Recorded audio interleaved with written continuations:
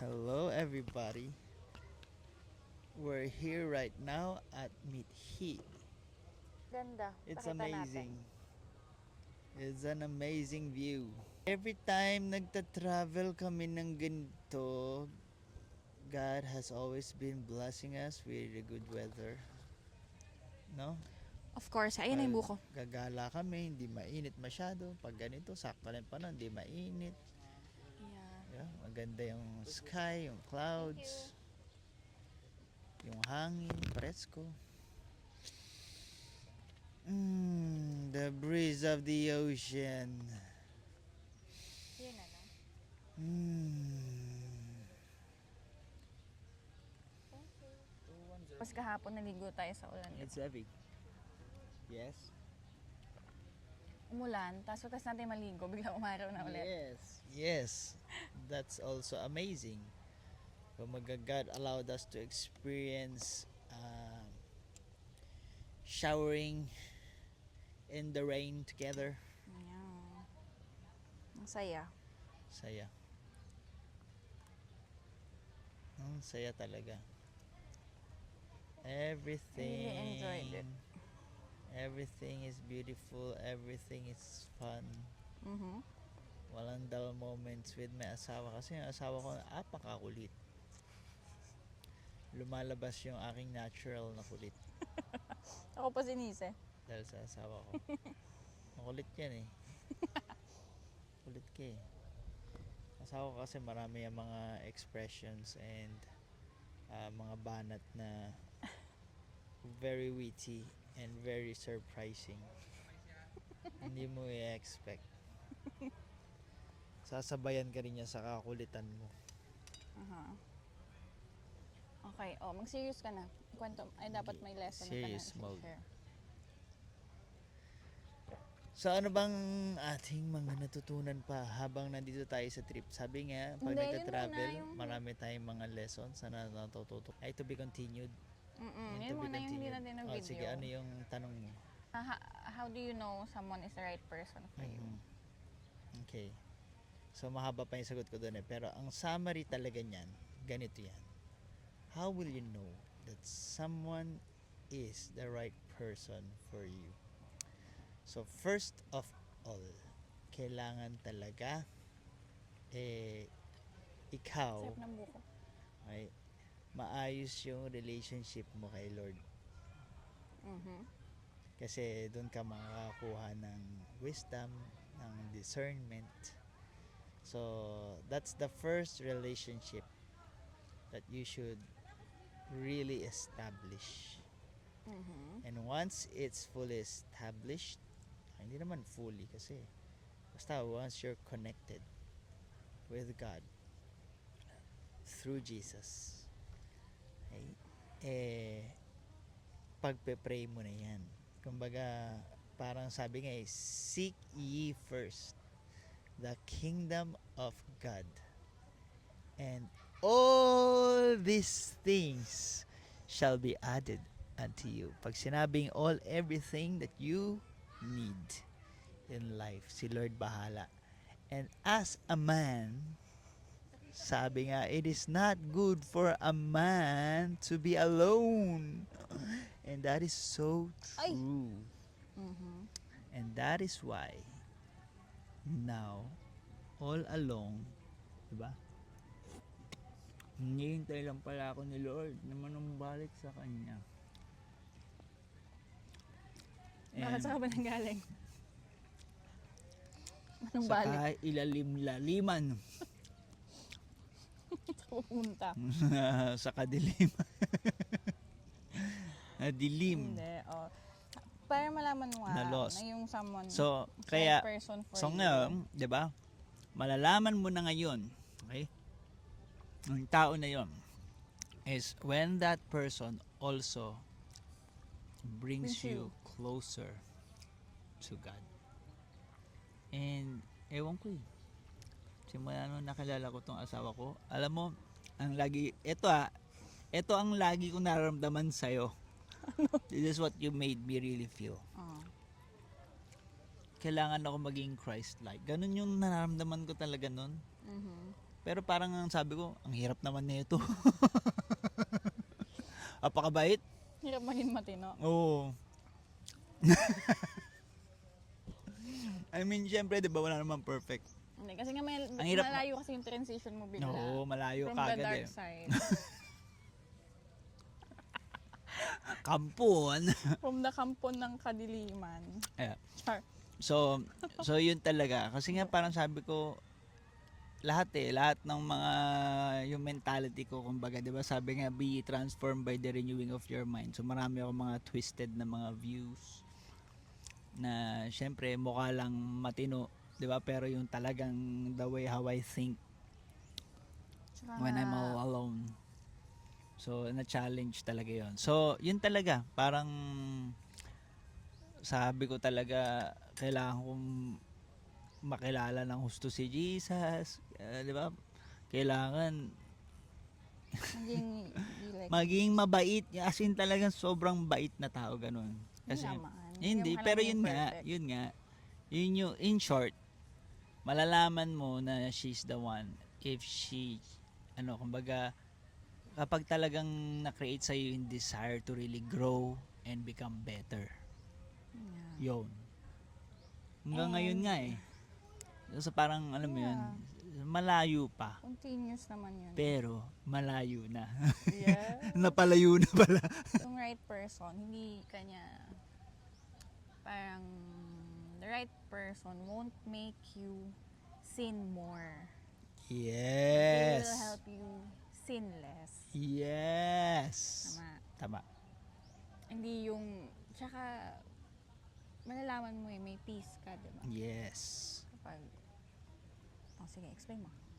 So, Sira na agad yung stroke ko. syempre, yun nga, kumbaga parang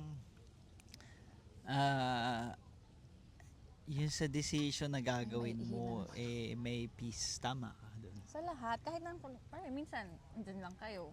Sa lahat ng bagay. Parang peaceful ba? Ako, ganun din. Yung parang chemical, sabihin natin, na response ng katawan, na instinct.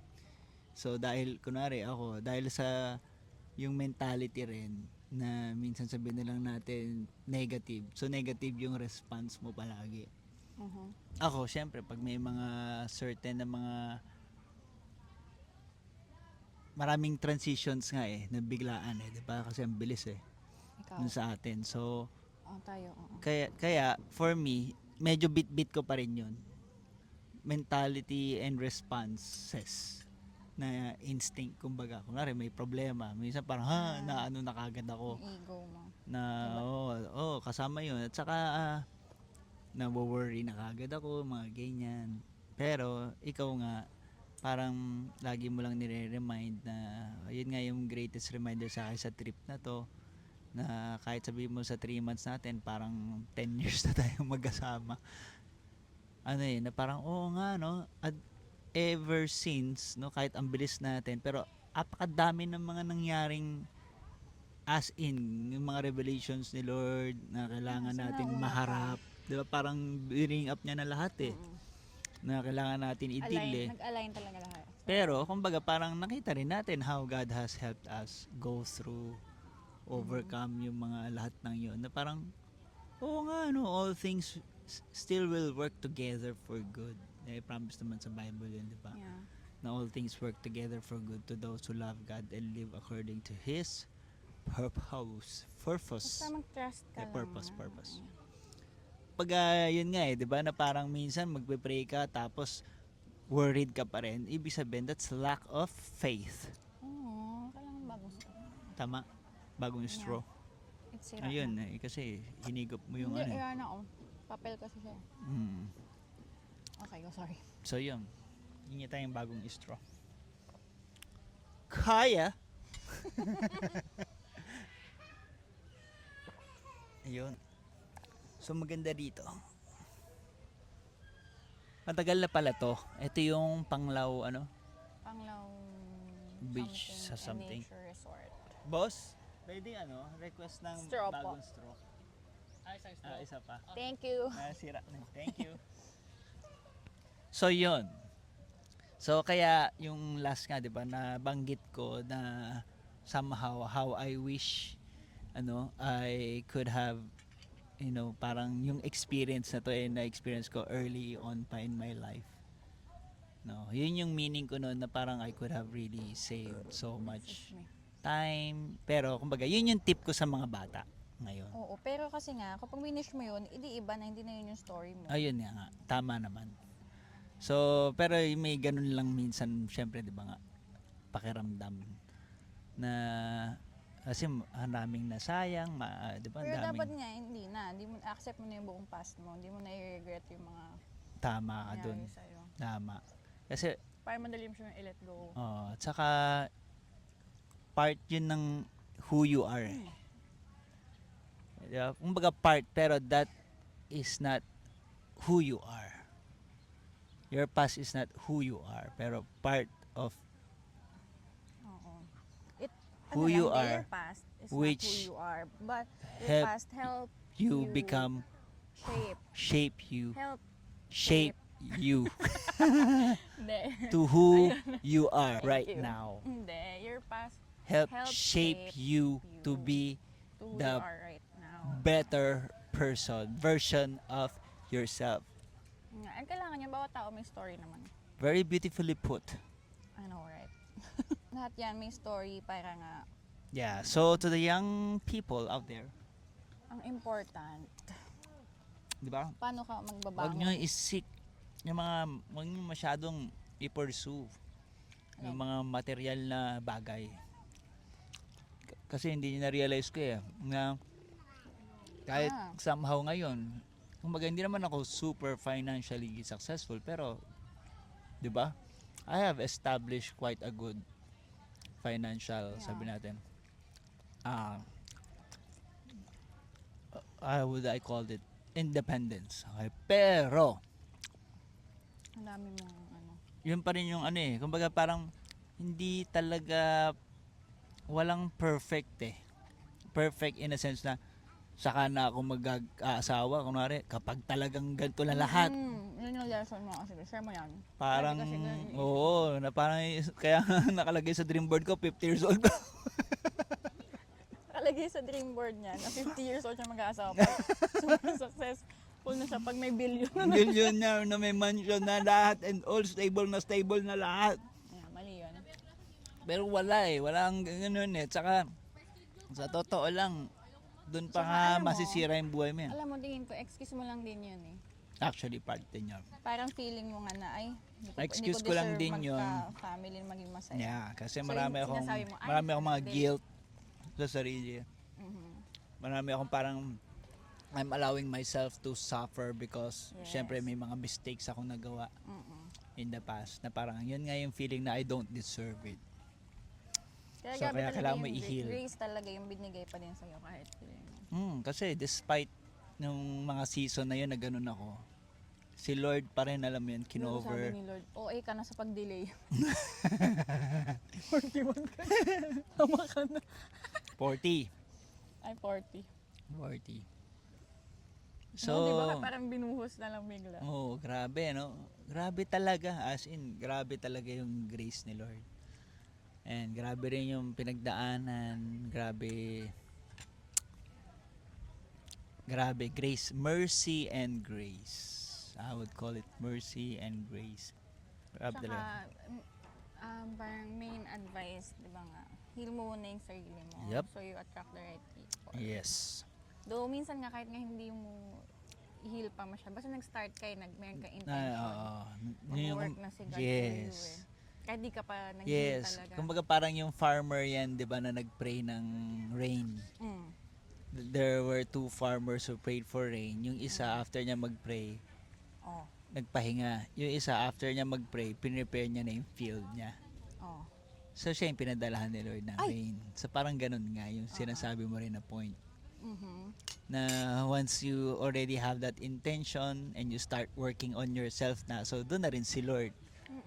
Wala ka mabilis na. Kasi ano ka na Na-align willing, na. kumbaga willing ka na you're working na decided ka na Diba? Kasi nga, Kumbaga hindi mo hihintayin na si Lord yung mag-work, ikaw yung mag-work. Then, God will Parang work din with you. blessings din, kung hindi ka open to receive. Ganun din yun. Oh, kaya nga sabi, ask and it shall be given. Yan nga, kapag hindi ka pa nag-heal, ma-attract mo yung mga maling tao. Kasi yun yung energy mo eh. Yun yung mindset mo eh. Kumbaga, alam mo yun. Mostly ma-attract mo yung toxic, o kaya manipulators, ganyan yung mga delikado. Totoo So, yun. okay lang naman nga, part nga yun ng healing. Pag Healing. after mong ma-experience yun, doon ka matututo. Pero minsan, di ba, marami nagtatanong, bakit ganito yung lagi ko na-attract again? Eh kasi nga, hindi ka pa nag-heal. At sa akin, dapat, nag-learn ka na eh. Di ba? Kulit mo eh. Nag-learn ka na eh. Kumbaga, dapat, you can spot na eh. Yeah. Di ba? Meron nga, kailangan mo na look inward eh. Pero ikaw, sige, may question ako sa'yo. Okay. Since I'm a man who has a lot of red flags, parang ganun eh, di ba? Marami akong red flags eh. Actually, okay, sige. Sige, sagutin mo yan. Ano? Di ba? Parang, ano yan eh, matinding battle to sa amin, na bago pa lang. Pero di ba, syempre, pag na-signal, na-spot mo na nga daw yung mga red flags sa umpisa pa lang, eh, ano na yun? Okay. So, paano mo ba, So, but, ano ba ako? Kasi ganito yan, meron kasing mga major red flags. Oh, Meron namang, ay, yung camera natin, tumaob na. Yan. Sarap ng buko. ay sorry, hindi na nabigyan. Meron kasi mga major red flags na Kahigop ng sabaw. hindi mo na dapat talaga, Ah, parang pag nakita mo yun, cancel na. Like, kunwari, parang nananakit, ganyan. O kaya, talagang hambog talaga, yung narcissist talaga, makikita mo naman yun. ayun, marami akong kalala nun. Or, yung makikita mo naman yung parang nagmamanipulate sa una pa lang. Yun yung mga major red flag. So, kung ganun ka, o din sa nataminary. Pero yung sa'yo naman kasi, yung red flags na nakita ko sa'yo, parang ano naman, parang hindi siya, paano ba explain? Parang hindi siya mali sa personality mo. Pero yun Parang na yung mga things. bagay siya sa personality. Hindi siya yung parang katulad na, kunwari narcissist ka. Hindi siya gano'n, hindi siya permanent. Parang yun sa'yo, may pinagdadaanan ka lang. Tsaka nga, una pa lang, may feeling na ako na ikaw na. So parang nagpe-pray ako lagi. Nagpe-pray naman ako noon, nasabi ko, pag hindi naman to for me, remove mo na to, God. Ganon. So pag nag-pray akong ganon noon, nangyayari agad yun. Kahit nga hindi na akong pray eh. Bigla na lang nawawala yung mga tao. Pero ikaw, nandiyan ka pa din eh. Dikit ng dikit. Yeah. Kumbaga, hindi naman tayo hindi naman tayo close talaga ng ano. Sin wala nga rin. Ako wala akong malis sa kanya ever since. Talagang, ewan ko yung energy niya. For me, it was really very genuine and pure. From the very beginning. May protection kasi ako. So, Oo. nung una ka pa lang, hindi ka pa ready. Ako din ako ready. Yeah. Nauna siya go through ng talagang healing din. Ng pandemic. Ako yun yung kasagsagang.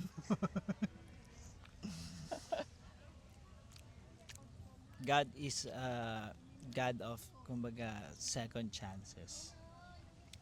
No, na parang, yes, we make mistakes in life, pero, kumbaga, mistakes are just part of life.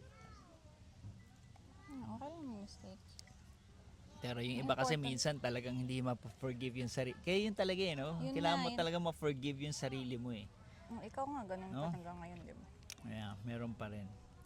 Pero syempre, we're working Actually, lahat on. naman tayo, kahit ako naman. Syempre may mga regrets, may mga guilt. Pero, nasa sayo na lang din talaga eh. Since na-forgive ka na ni God, di ba? Yeah, yun nga yun Pero eh, di ba? mahirap talaga, kailangan mo talaga mag-work. Hindi naman sinasabing, forgive mo sarili mo, okay, Oo, forgive it. Hindi hindi naman ganun. ganun yun. Di ba? Mag-work ka Parang talaga, effort talaga. Jesus nga, pinatawad ka ni, pero ikaw pa rin, paulit-ulit mo nire-remind yung sarili mo ng mga kasalanan mo. Pero kailangan mo i-accept, parang, na yung past mo. Yeah. Part na yun eh. Nga. And view mo siya as tool na parang tool yan para mapunta ka sa kung saan ka dapat. Mhm. Hindi yung parang pag dininay mo kasi o parang ni-resent mo yung past mo. Mhm. Tama. Lalo magpe-persist. So, Mentor ko yan. Mentor Raz. kainis. Uy, grabe, may agila. Ang galing lumipad. Na-experience namin yan, no? Nag-ano kami. Para sailing. Ganito pala ang pakiramdam ng ibon. Sana umipot ka din. Sinabi ko nga yun, ano kaya? Yo. Pwede naman. So, Ano pa? that's a Parang ang beautiful, gulo natin. that's a beautiful, Ang daldal mo kasi. beautiful realizations. So, that's Ano all pa? muna for today's Ayun na video. muna. Tama. Relax muna ulit tayo. Relax muna kami at mag-quality time kami. Asya. Quality time. Quality time. Wala mo talaga. Mukala mo talagi. Kaya ko yan. Kaya ko yan.